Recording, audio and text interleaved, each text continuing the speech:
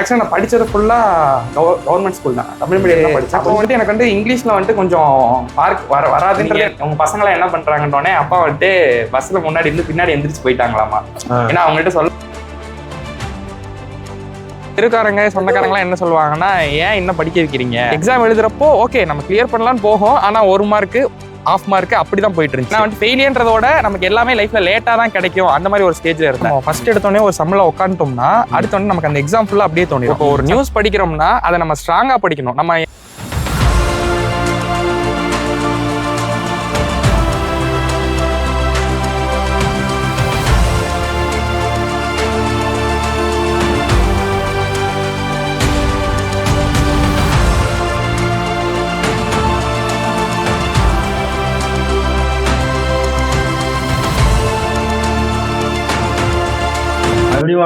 இது நினைக்கிறீங்க சரி எமோஷனல் ஆயிட்டாங்க அம்மா. சர்ப்ரைஸா வந்தனால ஆயிடுச்சா? எப்படி படிப்பாரு தம்பி? நல்லா படிப்பா. எவ்வளவு வருஷமா பாகிஸ்தான் ப்ரிப்பேர் பண்றாங்க? 2 வருஷம் இருக்குமா?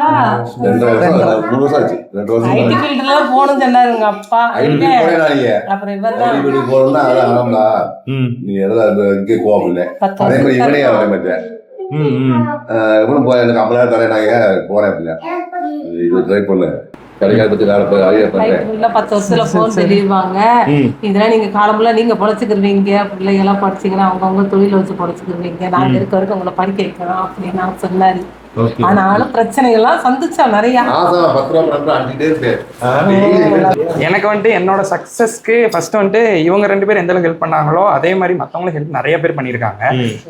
நம்ம சேனல் மூலமானா நான் வந்துட்டு எப்படி லாக்டவுன்ல தான் ஆரம்பிச்சேன். ஆக்சுவலா நான் வந்துட்டு ஃபர்ஸ்ட் இது படிக்கணும்னு ஒரு இதுல இல்லை, லாக்டவுன்ல வந்துட்டு ரேண்டமா வீடியோஸ் பார்க்க ஆரம்பிச்சேன். ஆக்சுவலா அந்த லஞ்சுக்கு முன்னாடி வீடியோஸ் நீங்க ரெகுலரா போட்டுட்டு இருப்பீங்க, அந்த வீடியோஸ் வந்துட்டு பாக்குறப்போ சும்மா ரேண்டமா யூடியூப்ல வர்றப்போ பார்க்க ஆரம்பிச்சேன். அதுக்கப்புறம் வந்துட்டு எனக்கு வந்துட்டு ஆப்டி மேல மட்டும்தான் வந்துட்டு ஃபுல்லா ஃபோக்கஸ் வந்துருச்சு. எடுத்தோடனே ஃபர்ஸ்ட் ஆப்டி மட்டும் தான் பார்த்தேன். ஆக்சுவலா அப்பதான் வந்துட்டு எனக்கு போக தெரிய ஆரம்பிச்சு எனக்கு இது நல்லா வருது அப்படின்னு ஒரு இது ஆச்சு. ஆக்சுவலா நான் படிச்சது ஃபுல்லா கவர்மெண்ட் ஸ்கூல் தான், தமிழ் மீடியம் தான் படிச்சேன். கொஞ்சம் இங்கிலீஷ் ரொம்ப பழசா. ஆமா ஆக்சுவலா இங்க படிச்சேன். அதுக்கப்புறம் கவர்மெண்ட் ஸ்கூல் படிச்சேன். 11th 12th மட்டும் கொஞ்சம் காரம். அது அப்போ வந்துட்டு எனக்கு வந்து இங்கிலீஷ்ல வந்துட்டு கொஞ்சம் மார்க் வராதுன்றது எனக்கு தெரிஞ்சிருச்சு. ஆக்சுவலா இங்கிலீஷ் வராதுன்றதே ஸ்கூல்லையுமே எனக்கு மார்க் வந்துட்டு எதுல குறைஞ்சிச்சுன்னா 10th 12th இங்கிலீஷ்ல மார்க் குறைஞ்சிச்சு.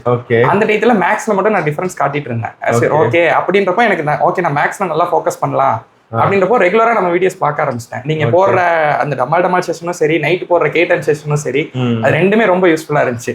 அதுக்கப்புறம் நம்ம பேக்கேஜ் வாங்குறதா இருக்கட்டும், அப்புறம் இங்கிலீஷ்லயுமே எடுத்துக்கிட்டா எனக்கு வந்துட்டு அதுல ரொம்பவே மார்க் இதாகும். செக்ஷன் கட் ஆஃபே கிளியர் பண்ணாத அளவுக்கு அப்படிதான் ஸ்டார்டிங்ல இருந்துச்சு. அப்போ மேமோட வீடியோஸ்மே எனக்கு எப்படின்னா பேஸ் ஃபில் பண்றதுக்கு நல்லாவே இருந்துச்சு. ஆக்சுவலா நான் ஃபுல்லா அதுல வந்துட்டு நான் இன்னுமே ஃபோக்கஸ் ரொம்ப பண்ணல. அதுல நான் எடுக்கலாட்டியும் நான் மத்தவங்களுக்கு எனக்கு டிஃபரன்ஸ் காட்டணும்னா ஆப்டி வந்துட்டு ரொம்ப யூஸ் ஆச்சு.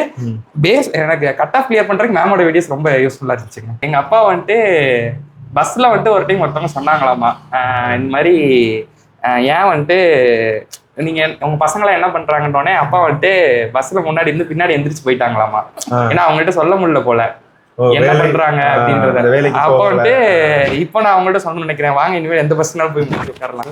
ஏன்னா அவர் அப்பா டிரைவரா தான் இருக்காங்க, அவங்களால மற்ற டிரைவர்ஸ் வந்து கேட்க ஆரம்பிச்சிட்டாங்க, அம்மா பையன் என்ன பண்றாங்க நமக்கு. அதனால எந்திரிச்சு வந்துட்டீங்களா? மாசம் அவங்க பணம் அனுப்பிச்சு ஐடி போ அனுப்பிச்சு போயிருந்தேன். ஐடி அப்புறம் சரி டைம் ஆகும்ல, 4 வருஷம் படிக்கிறேன். அவங்க சொல்லும் போது எங்களால அவங்க போஸ்ட் பண்ண முடியாம இவங்களே நாங்க வந்து அதை சமாளிப்பு அவங்க பேர் வந்து அப்புறம் அவங்க அவனுக்கு தெரிஞ்சு பேசுறியா நம்ம படிக்க ட்ரை பண்ணுவோம். நம்ம சாப்பிடாம இருந்தாலும் பரவாயில்ல அப்படி அனுப்புறது. எங்க அப்பாவும் அப்படிதான், அவங்க எங்க அப்பா மாதிரிதான் இருக்காரு, கோவப்படுவாரு. 20,000 ஓட்டு போடும் மதுரைக்கு ட்ரெஸ் எல்லாம் எடுத்துட்டு சாப்பிடலான்னு ஓட்டு ட்ரெஸ் எல்லாம் எடுத்து ஆஃபர் போட்டா வரும்போது 350 ரூபா. எங்க போய் சாப்பிடுறது 3 பேரு பிரியாணி சாப்பிடுறது, புரோட்டா சாப்பிடுறோம். இனிமேல் அவரு வேலைக்கு போயிட்டாரு இல்லையா, இன்னொரு காசு மிச்சமானாலும் நாங்க சமாளிச்சு. அவர் தெரிஞ்சு நல்ல பையனா இருக்காரு, நல்ல உண்மையில நல்ல டைப்பா. நல்ல டைப்பா ரொம்ப ஃபர்ஸ்ட் டைமா வந்து நம்ம கேஆர் லாஜிக்ஸ்ல வந்து ஸ்டூடெண்ட்ஸோட வீட்டுக்கே போயிட்டு அவங்கள வந்து ஹானர் பண்ணியிருந்தோம். ஸோ என் கூட வந்து வெனீஷ் இருக்காரு. ஸோ ஹாய் வெனீஷ், என்ன எக்ஸாம் கிளியர் பண்ணியிருக்கீங்க? IBPS கிளர்க் எக்ஸாம் இந்தியன் பேங்க்ல செலக்ட் ஆயிருக்கேன். ஸோ சூப்பர் வெனீஷ், எனக்கு டிஃப்ரெண்ட் ஒரு ஃபீலிங்காக இருந்துச்சு இன்னைக்கு. ஏன்னா இந்த லொக்கேஷனே பார்த்தீங்கன்னா சூப்பரா இருக்கு, நியர் கொடைக்கானல் பக்கத்தில். ஏன்னா ரிசர்வ் லிஸ்ட்ல வந்து உங்களுக்கு தெரியும் இல்லையா, எவ்வளோ மார்க்ல போயிருந்துச்சு? ஒரு மார்க்ல மிஸ் ஆயிருச்சுங்க. ஓகே, ஸோ அதனால ரிசர்வ் லிஸ்ட்ல வந்து இவருக்கு சடனாக கிடைச்சதும் வந்து நம்ம சக்ஸஸ் மீட் நடத்துவோம். பட் இந்த டைம் வந்து கொஞ்சம் கஷ்டம் அப்படிங்கிறதுனால ஸ்டூடெண்ட்ஸ் வீட்டுக்கே போயிட்டோம். ரொம்ப சந்தோஷம்.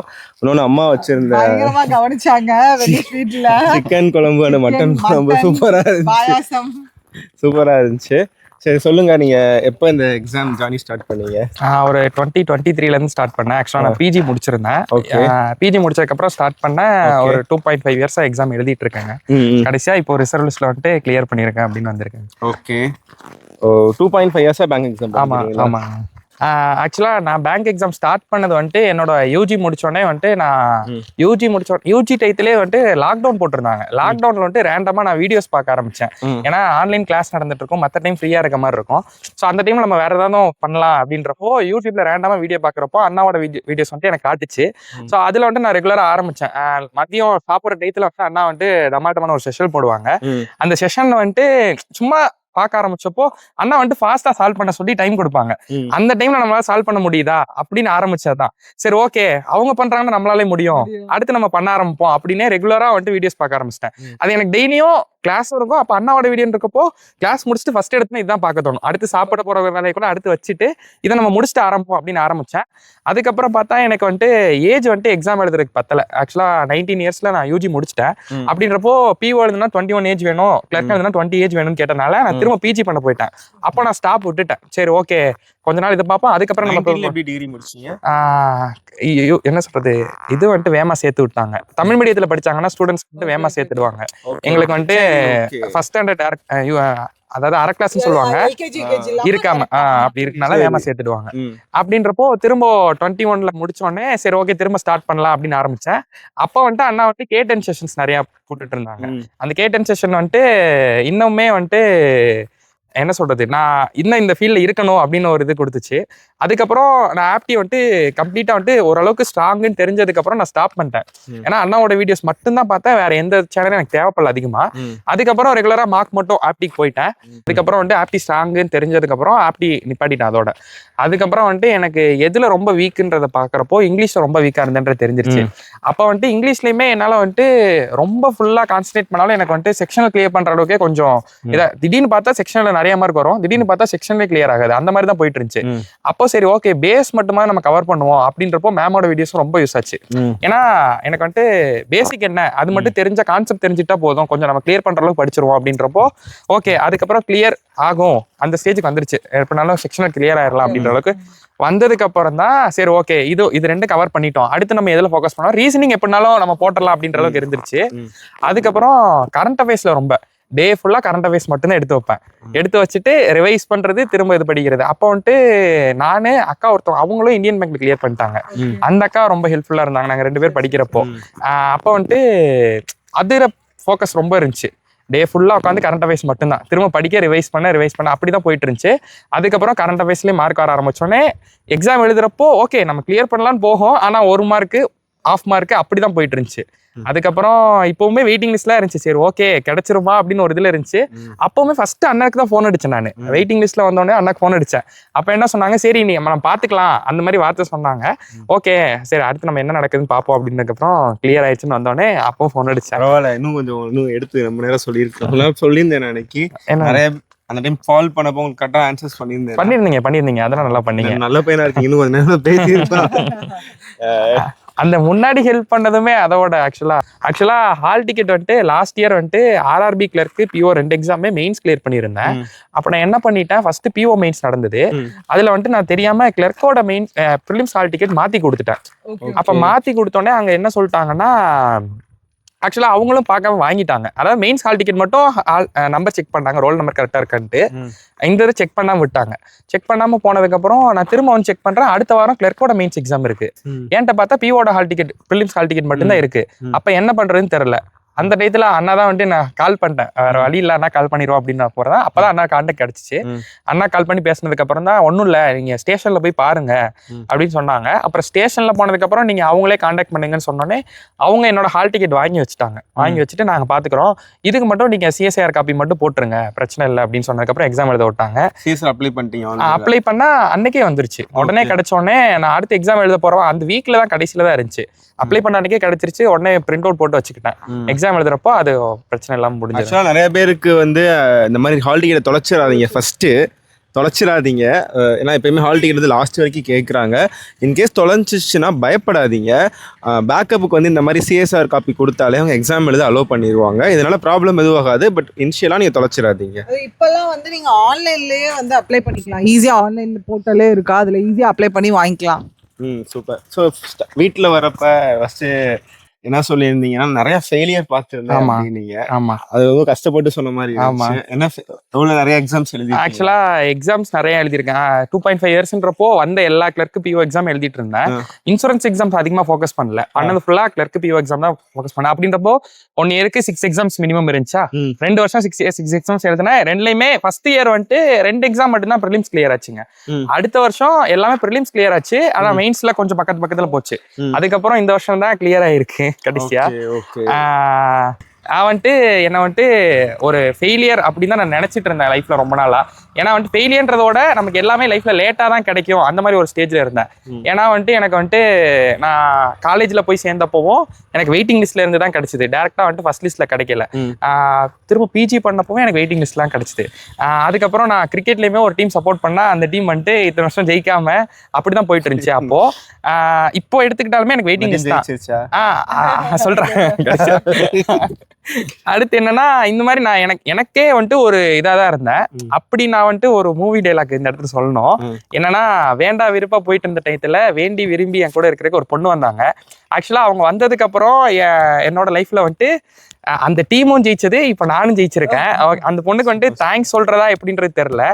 ஏன்னா நான் ஒரு சந்தோஷமோ துக்கமோ எதுனாலும் ஃபர்ஸ்ட் அவங்கள்ட்ட தான் போறதா இருந்துச்சு. அவங்களும் என் கூட நின்னாங்க. கடைசியில் இப்போ நானும் ஜெயிச்சிருக்கேன். இது இனிமேல் என்ன எதுனாலும் நானும் கூட இருக்கேன், பார்த்துக்கலாம் நம்ம. அது மட்டும் தான் சொல்லணும். வாழ்த்துக்கள். அந்த பொண்ணு நீங்க மேரேஜ் பண்ண போறீங்களா? ஆமா ஆமா. நான் நிறைய நாள் வந்துட்டு எனக்கு எக்ஸாம்ல அவ்வளவுதான் இதோட முடிச்சிடலாம், அடுத்து வேற ஏதாவது பார்க்கலாம் அப்படின்னு சொல்றப்போ அதெல்லாம் இல்லை. வீட்லயுமே சில டைம் வந்துட்டு அவங்க இத்தனை நாள் சப்போர்ட் பண்ணாங்க. சப்போர்ட் அவங்ககிட்ட இருந்து இல்லாம இல்லை. சில டைம் வந்துட்டு என்ன ஆகும்னா, ஓகே நீ கொஞ்சம் ஒர்க் போயிட்டே பாரு அந்த மாதிரி நிறைய பேர் சஜஸ்ட் பண்ண ஆரம்பிச்சோடனே, ஏன் இதை பண்ணலாம்லப்பா அப்படின்னோடனே அந்த பொண்ணு என்ன சொல்லுவாங்க, இல்லை வேணாம் நான் உன்னை பார்த்துக்கிறேன், நீ வந்துட்டு எக்ஸாம் ப்ரிப்பேர் பண்ணு, நமக்கு ஃபர்ஸ்ட் கோல் இதுவா இருக்கட்டும், உனக்கு என்ன அமௌண்ட் தேவைப்பட்டாலோ இல்லை எந்த நீட் இருந்தாலும் நீ என்கிட்ட கேளு, நான் வந்துட்டு உனக்கு எல்லாம் படிக்கிறேன், நீ அதை மட்டும் பாரு, நம்ம அதுக்கப்புறம் எந்த நாள் பார்த்துக்கலாம், நம்ம கவர்மெண்ட் சம்பளம் தான் ஃபர்ஸ்ட் வாங்கணும் அப்படின்னு சொன்னாங்க. அதனால இவ்வளவு தூரம் மோட்டிவேட் பண்ணியிருக்காங்க. ஏன்னா அந்த மோட்டிவேஷன் தான் நிறைய பேத்துக்கு இல்லாம இருக்கு. ஒரு சின்ன ஸ்பார்க்கு தான். நம்ம அப்படியே விட்டுட்டு ஃபெயிலியர் நோக்கி போயிட்டு இருக்கப்ப யாராச்சும் கூட நான் இருக்கேன் அப்படின்னு சொல்ற அந்த வார்த்தையிலே நிறைய பேர் ஓடுவாங்க.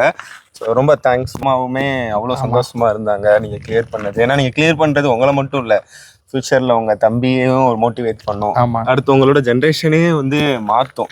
அப்படி இருப்பது உங்க வெற்றி உங்களை சார்ந்த வெற்றி இல்லை. உங்க ஊர்லயே இப்போ ஊருக்கு வந்து வீடியோ எடுக்கிறோம் அப்படின்னா இது வத்தலை குண்டுல அவர் ஃப்ரெண்டு இங்கே ஒருத்தர் இருக்காரு. அவருமே என்கிட்ட வந்து கேட்டாரு, இந்த மாதிரி சும்மா வாங்க பிரதர் வந்து இப்போ வீட்டுக்கு வந்தோடனே அவர் வந்துட்டார், நான் இந்த மாதிரி எஸ்எஸ்சி அண்ணன் படிக்கிறேன்னா எனக்கு கைடன்ஸ் பண்ணுங்க அப்படின்னாரு. தம்பி வந்து எஸ்ஐக்கு படிச்சுட்டு இருக்காரு. அண்ணன் கிளியர் ஆகிட்டாருன்னா தம்பியுமே ஆல்ரெடி 2 மார்க்ஸ்லாம் போயிருந்துச்சு. ஸோ நீங்களுமே கிளியர் ஆவீங்க. ஸோ நீங்கள் மட்டும் கிளியர் ஆனால் உங்களை மட்டும் போயிடாது. இதை பார்த்துட்டு கண்டிப்பாக வந்து ஒரு 20 பேர் மோட்டிவேட் ஆவாங்க. அதுவே உங்களோட பிளெஸ்ஸிங் தான். அது உங்களுக்கு அது பிளெஸ்ஸிங் கிடைக்கும் லைஃப் லாங். ஏன்னா நீங்கள் நம்ம மட்டும் நல்லா இருக்கோம் அப்படிங்கிறத விட நம்மளால ஒரு 4 பேர் நல்லா இருக்கோம் அப்படிங்கிறது தான் உங்களை வந்து மேலும் உயர்த்திட்டு போகும். அது கண்டிப்பாக உங்களுக்கு நடக்கும். லைஃப்ல நல்லா மேல இடத்துக்கு வருவீங்க. பெரிய போஸ்டிங் போற வாழ்த்துக்கள். ஆக்சுவலா வீட்லயுமே இப்போ ஒன்று சொன்னாங்க. என்னன்னா எங்க பாட்டி வந்துட்டு நான் போய் ஃபர்ஸ்ட் சொன்னேன்னே அழுதுட்டாங்க. அழுதுட்டு என்னன்னா நான் உயிரோடு இருக்கப்பவே நீ சக்ஸஸ் ஆகிறத பார்த்துட்டேன் அப்படின்னு சொன்னாங்க. அது ஏன் அப்படின்னு ஒன்று யோசித்தப்ப தான் தோணுச்சு. ஆக்சுவலாக அவங்களோட பசங்களில் மேக்ஸிமம் எல்லார் வீட்லேயும் ஒரு கவர்மெண்ட் வேலைன்னு இருந்தாங்க. ஆனால் பேரன் பேத்தியில் யாருமே இல்லை. ஆக்சுவலாக 11 பேர் இருக்கோம். அக்கா தான் சொன்னாங்க, 11 பேரை நீ ஒரு ஆள் தான் வந்துட்டு கவர்மெண்ட் வேலை வந்திருக்க அதனாலதான் பாட்டிக்கு சந்தோஷம் அந்த மாதிரி சொன்னாங்க. ஆக்சுவலா அப்படி இருக்கப்போ எனக்கு என்ன தோணுதுன்னா, ஓகே நம்மளால வர முடியும், நம்ம தம்பி வர முடியும், யாருனாலும் அடுத்து வரலாம் இல்லையா, இந்த ஸ்டேஜ்ல இருந்து வரலாம் அப்படின்னு ஒரு இது இருக்கு. அதுக்கு நீங்க வந்து ஒரு ஃபர்ஸ்ட் ஸ்டெப்பா இருப்பீங்க. ஆமா சூப்பர். ஸோ ரேபிட் ஃபயர் மாதிரி கேட்குறேன். நான் இப்போ சொன்னது ஞாபகம் இருந்துச்சு. வீட்டில் நிறைய பேர் வந்து என்கிட்ட கேட்டது வந்து சார் கால் லஞ்ச் படிக்கணுமா அப்படின்னு. அதுக்கு நீங்க என்ன சொல்றீங்க? இல்ல என்னை பொறுத்தளவுக்கு காலையில எந்திரிச்சு படிக்கணும் அப்படின்றதுலாம் இல்ல. நம்ம படிக்கிற டயத்தை நம்ம கரெக்டா யூஸ் பண்ணிக்கிட்டா போதும். நான் வந்துட்டு ரெகுலரா படிக்கணும் அப்படின்றதெல்லாம் வந்துட்டு எனக்கு வந்துட்டு பெருசா வந்துட்டு நம்பிக்கை இல்லை. ரெகுலரா நீங்க படிக்கணும் அப்படின்றதுலாம் இல்லை. நீங்க படிக்காத நீங்க கரெக்டா படிச்சு அந்த டயத்துல மட்டும் வேற ஃபோக்கஸ் இல்லாம கரெக்டா. இப்ப நான் எப்படின்னா வீக்லி ஒன்ஸ் ஒரு படத்துக்கு போயிடுவேன், ஒரு படம் 2 படத்துக்கு போயிடுவேன். அப்படின்னு இருக்கப்போ எனக்கு வந்துட்டு ஃபுல் ரிலாக்ஸேஷன் இருந்தாதான் படிக்கணும் அப்படின்னு ஒரு இது இருக்கும். அதனால அவங்களுக்கு எப்ப தோணுதோ படிக்கலாம். காலையில படிக்கிறவங்க படிக்கலாம், சாயந்தரம் படிக்கிறனாலும் படிச்சுக்கலாம். இன்னொன்னு இப்போ 2.5 வருஷம் ஆகுதுன்றப்போ நம்மளுக்கு அந்த 1 மார்க் 2 மார்க்ல போறப்ப ஒரு மாதிரி கடுப்பாகும்லப்பா, அதெல்லாம் எப்படி நீங்க டேக்கிள் பண்ணீங்க? அதெல்லாம் வந்துட்டு எனக்கு வந்துட்டு மோட்டிவேஷன் கிடைச்சனாலதான் வந்துட்டு இது பண்ண முடிஞ்சுச்சு. ஃப்ரெண்ட்ஸ் நிறைய இருந்தாங்க ஆக்சுவலா. அவங்களுக்கும் எப்படின்னா அந்த மாதிரி போயிட்டு திரும்ப அந்த இடத்துக்கு வந்திருக்கவங்கள பார்த்துருக்கோம். ஸோ அவங்களோட கைடன்ஸ் நிறையா கிடைச்சிது. எப்படின்னா நீ வந்துட்டு பார்த்துக்கலாம், நம்ம எப்படினாலும் வரும், இவ்வளோ வந்துட்டே இல்லை, இதுக்கு மேலே பார்த்துக்கலாம், அந்த மாதிரி இது நிறைய கிடைச்சிதுங்க. ஃப்ரெண்ட்ஸ் நிறைய மோட்டிவேட் பண்ணாங்க. Super super. இப்போ மேக்ஸுக்கு வந்து எப்படி வந்து எக்ஸாமில் வந்து செலெக்ஷன் பண்ணுவீங்க கொஸ்டின்லாம்? மேக்ஸ்க்கு வந்துட்டு நீங்கள் முத போடுறப்போ என்ன சொல்லுவீங்கன்னா, சின்ன சின்ன சம்ஸ்லாம் அதிகமாக எடுங்க. ஏன்னா வந்துட்டு நம்ம ஃபர்ஸ்ட் எதில் ஃபாஸ்ட்டு நம்ம கொண்டு வந்துட்டோம்னா அது ஒரு இது இருக்குண்ணா. எப்படின்னா நம்ம ஃபர்ஸ்ட் எடுத்தோடனே ஒரு சம்மில் உட்காந்துட்டோம்னா அடுத்தோடனே நமக்கு அந்த எக்ஸாம் ஃபுல்லாக அப்படியே தோணிடும். ஸோ நமக்கு எது ஈஸின்றதை ஃபர்ஸ்ட் நம்ம பிக் பண்ணிட்டோம்னா ஈஸியாக நம்ம வந்துட்டு அடுத்தடுத்தது போகலாம். நமக்கு ஈஸியான சம் ஃபர்ஸ்ட் போட்டோம்னா அடுத்து எடுக்கலாமே நமக்கு ஈஸியாக தோணும், எந்த இடத்துலையும் ஸ்டக் ஆகாமல் போகலாம். அது ஒன்று வந்துட்டு இது பண்ண அப்படிதான் பண்ணேன். இப்போ இங்கிலீஷ்க்கு வந்து மேம் பார்த்துருக்கேன் வீக்குன்னு நீங்கள். ஆமாம். இதை தாண்டி வந்து இந்த நியூஸ் பேப்பர்லாம் படிக்கிற பழக்கலாம் இருக்கா? அப்படி எதுவுமே நீங்க ஃபர்ஸ்ட் சொன்னது ஞாபகம் இருக்கு. அதாவது செக்ஷுவல் கட் ஆஃபே ஃபர்ஸ்ட் வரல அப்படின்ட்டு அந்த செக்ஷுவல் கட் ஆஃப் தாண்டறதுக்கு ஒரு எஃபர்ட் எடுத்திருப்பீங்கல்ல, அது வந்து நீங்க என்ன பண்ணீங்க? இங்கிலீஷ்ல வந்துட்டு நீங்க பேசிக் வீடியோஸ்னு கொஞ்சம் போட்டிருந்தீங்க. அது போட்டப்போ அதை வந்தோடனே ஓகே நமக்கு வந்து அந்த ஸ்டார்டிங்ல இருந்து என்னென்ன பண்ணணும் அப்படின்னு இருந்துச்சு. அப்புறம் ஸ்பாட் தேரருக்கு நீங்க அடிக்கடி மொத்தமா வீடியோஸ் போடுவீங்க. அப்படி போடுறப்போ எல்லாத்தையுமே பாக்குறப்போ எனக்கு ஒரு ஐடியா கிடைச்சிருச்சு. ஓகே இந்த ஸ்பாட் தேரர் கொஞ்சம் எழுதலாம், இந்த சின்ன சின்னதா இதுல மார்க் அப்படி எடுக்கிறதா எடுத்தேன். சரிப்பா. இன்னொன்னு இந்த கரண்ட் அஃபேர்ஸ் இப்பெல்லாம் வச்சு செய்யறாங்கல்ல, அது வந்து நீங்க சொன்ன மாதிரி இப்பதான் நம்ம பேசிட்டு இருந்தோம். லாஸ்ட் இயர்லாம் பார்த்தோன்னா ஒரு சிலது ஈஸியா இருந்துச்சு போன வருஷம் அதுக்கு முந்தின வருஷத்தை கம்பேர் பண்றப்ப.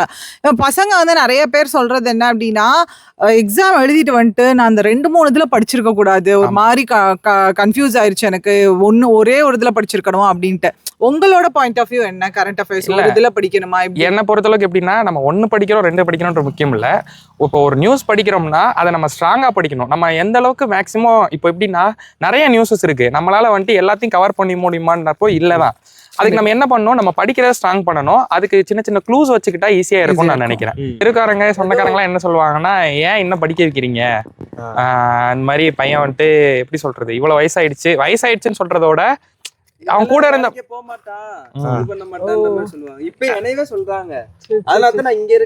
இல்ல அதுல வந்துட்டு ஒரு வார்த்தை வந்துட்டு ஒருத்தவங்க சொன்னாங்க, அதுதான் என்ன ஓடும். என்னன்னா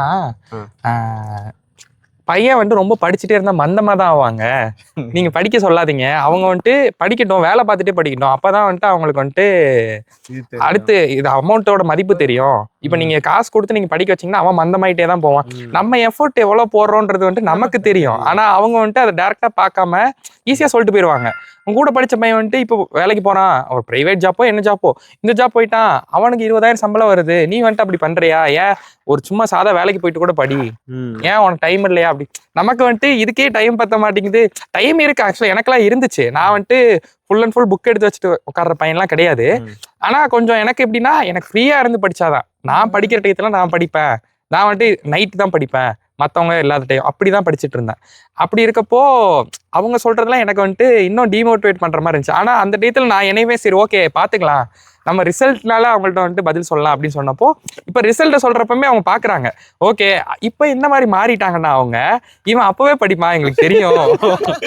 அதான் 4 பேர் பேசுவாங்கல்ல. சோ அந்த பையன் வந்துட்டு அப்பவே வந்துட்டு படிச்சுட்டு இருப்பான், நல்லா படிக்கிற பையன் எனக்கு தெரியும், அந்த மாதிரி சொல்ல ஆரம்பிச்சிட்டாங்க அவங்க. இந்த உலகம் வந்து படத்துல சொல்ற டைலாக் தான், நீ அதான் உலகம் ஜெயிக்காதவங்க சொன்னா கேட்காது, நீ ஜெயிச்சுட்டு பேசணும் அப்படின்னு. பரவாயில்ல, இப்ப நீங்க ஜெயிச்சது வந்து அவங்க எல்லாத்துக்குமே மாத்தி பேச ஆக்சுவலா இந்த மாதிரி ஆரம்பிச்சிட்டாங்க. இப்போ யாருமே அந்த மாதிரி பேசின யாருமே இல்ல. இப்போ வந்துட்டு எனக்கு தெரியும் இவன் போய் ஜெயிச்சிருவான் அந்த மாதிரி மாறிட்டாங்க கொஞ்சம். தம்பி அவளை கேட்க ஆரம்பிச்சிட்டாங்க அடுத்து, தம்பி நீ எப்ப வேலைக்கு போ. இவருக்கு 24 தான் ஆகுது, தம்பிக்கு 22 தான் ஆகுது. எனக்கு தெரிஞ்சு இது வந்து பெரிய வயசுல கரெக்டான வயசுல நடக்கிறதெல்லாம் நடக்கும்பாங்களே, அந்த மாதிரி நல்ல வயசுல கரெக்டான வயசுல நடந்திருக்கு. உங்க 24 வயசுல நான் என்ன பண்ணேன் எனக்கு அது ஏதாச்சும் ரொம்ப ஒரு 8000 ரூபா சம்பளத்தை வேலை பார்த்துட்டு இருந்தேன் அந்த டைம்லலாம். ஸோ கஷ்டம்தான். ஓகே, பட் நீங்க சொன்னதுல ஒரு பெயின் தெரிஞ்சுச்சு, நம்ம சுத்தி இருக்கவங்க முன்னாடி நம்ம வாழ்ந்து காமிக்கணும் அப்படின்னு. கண்டிப்பா அது நடத்தி காமிச்சிருக்கீங்க, சூப்பர், செமையா இருந்துச்சு இந்த இன்டர்வியூ. எக்ஸ்பீரியன்ஸ் இருந்துச்சு. இன்னொன்னு அம்மா அப்பா சாப்பாடு செமையா இருந்துச்சு. ஆனா அதே மாதிரி நம்ம இதுல இருந்து வந்ததுமே இப்போ என் பேரண்ட்ஸ் வந்துட்டு அவங்க எப்படி இந்த அளவுக்கு எதிர்பார்த்திருக்க மாட்டாங்க. சின்ன வயசுல இருந்து நான் அப்போ ஓரளவுக்கு படிச்சுட்டு இருந்தேன், ஃபர்ஸ்ட் ரேங்க்ல வாங்குவேன். அவங்க வந்துட்டு டைரக்டா வந்து எதுவுமே எக்ஸ்பீரியன்ஸ் பண்ணதில்லை.